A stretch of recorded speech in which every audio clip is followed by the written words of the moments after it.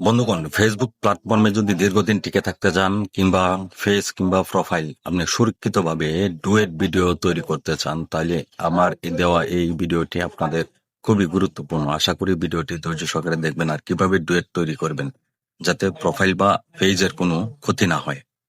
এভাবে তৈরি করলে আপনার ফেস কিংবা প্রোফাইল সুরক্ষিত থাকবে।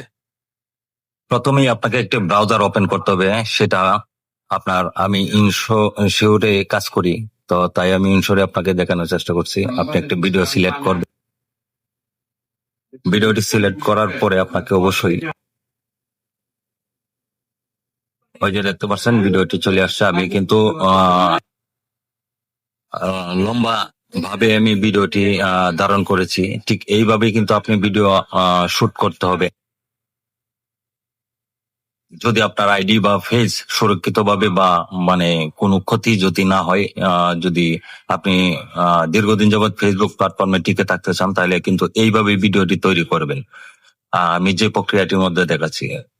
তারপর আপনাকে এই ভিডিওর ভলিউমটা আপনি বাড়িয়ে নেবেন এবং এই নয়েজ রিমুভ করার জন্য আপনাকে অডিওটাতে আলাদা করে দেখতে পাচ্ছেন যে আমি নয়েজটা কিভাবে রিমুভ করব আপনারা দেখতে পাচ্ছেন। নয়েজ রিমুভ করার পর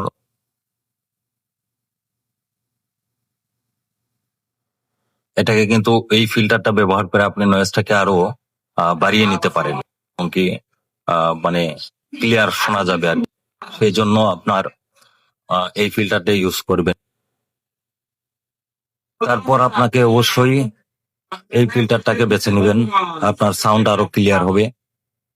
সর্বোপরি নয়েজ রিমুভ করার জন্য এখানে নয়েজ অপশনটা আছে, আপনারা দেখতে পারবেন। এই নয়েজ অপশনটাকে আপনি অফ থাকলে অন করে দিবেন, আর অবশ্যই এটাকে অন করে দিবেন, তাহলে অনেকটাই আপনার নয়েজ রিমুভ হয়ে যাবে। আপনারা দেখতে পারবেন, শুনতেও পারবেন। আমি একটু নয়েজ রিমুভ করার পর আপনার ওই যে শুনবেন।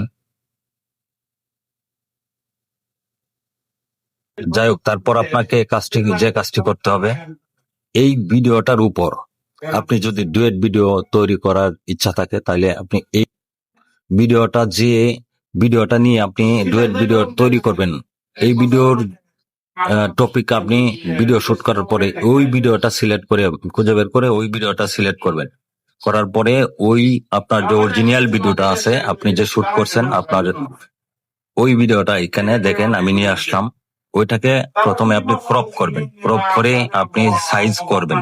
এটাকে আপনি ক্রপ করে ছোট করে আপনি আপনার ফেস বা আপনার যে ভিডিওটা আছে মূল ভিডিওটা সেটার নিচে রাখার চেষ্টা, অর্থাৎ আপনি যে কোনো জায়গায় রাখতে পারবেন, উপরেও রাখতে পারবেন যদি আপনি ভিডিও শুট করার সময় উপরে পর্যাপ্ত পরিমাণ জায়গা রাখেন। আমি নিচের দিকে রেখেছি, তাই আমি নিচের দিকে রেখে ভিডিওটা আপনাদেরকে করে দেখালাম। তারপরে এটাকে মার্কস অপশনে যে আপনার মাঝের যে ফিল্টারটা আছে, আমি মার্ক করে দেখাবো। আপনারা দেখতে পাচ্ছেন যে ওই অপশনটাতে যে আপনি সিলেক্ট করে ওইটাকে মানে বর্ডার করে নিবেন। হ্যাঁ, বর্ডার করে নেওয়ার পর দেখেন এখানে যে কোনো একটি কালার সিলেক্ট করার পরে কিন্তু ওই সিলেক্ট অনুযায়ী আপনার বর্ডার তৈরি হয়ে যাবে। হ্যাঁ, এই ভিডিওটা ব্যাকগ্রাউন্ড তৈরি হবে, মানে সাইডে যে বর্ডার আছে সেই বর্ডারটা আপনি দিয়ে নিবেন, তাহলে ভিডিওটা আরো আকর্ষণীয় বা সুন্দর হবে। এখন থেকে আমিও ডুয়েট ভিডিও বিভিন্ন ভাবে তৈরি করেছি, তা আপনারা এই ভিডিওটি কিন্তু আসলে খুবই গুরুত্বপূর্ণ। আমি যতটুকু বুঝতে পারলাম যে এইভাবে করাটাই বেটার বা উত্তম। আপনার ফেসবুক অ্যালগরিদম কিন্তু আপনার মূল ভিডিওটা যে শুট করছেন সেটাকেই মানে ধরে নিবে, ঠিক আছে? তাই এখানে কপিরাইট বা কোনো ক্লেম আসার সম্ভাবনা খুবই কম। তাই এই নিয়মে ভিডিও সিলেক্ট করবেন। তারপর আপনাকে এটাকে কাজ করে ফিল্টার আপনার ইত্যাদি যা কাজ করা লাগে ভিডিওটাকে আকর্ষণীয় করার জন্য করবেন। তারপর ভিডিওর যে ভলিউমটা কমিয়ে নেবেন। এরপর আপনাকে এই যে এখানে অপশনটা হচ্ছে যে আপনার যে এখানে 30 FPS যে সাইজটা, এটাকে ফুল করে দিবেন, 60 করে দিয়ে ভিডিওটা এক্সপোর্ট করে নেবেন, ঠিক আছে? এইভাবে আপনি যদি সঠিক মানে ভিডিও তৈরি করেন, তাহলে আশা করি আপনার ফেসবুক পেজ বা প্রোফাইল সুরক্ষিত থাকবে এবং দীর্ঘদিন যাবত ফেসবুকে কাজ করতে পারবেন, কোনো রকম ইস্যু আসবে না। হ্যাঁ, তো প্রিয় দর্শক শ্রোতা, আশা করি আপনারা ভিডিওটি বুঝতে পেরেছেন।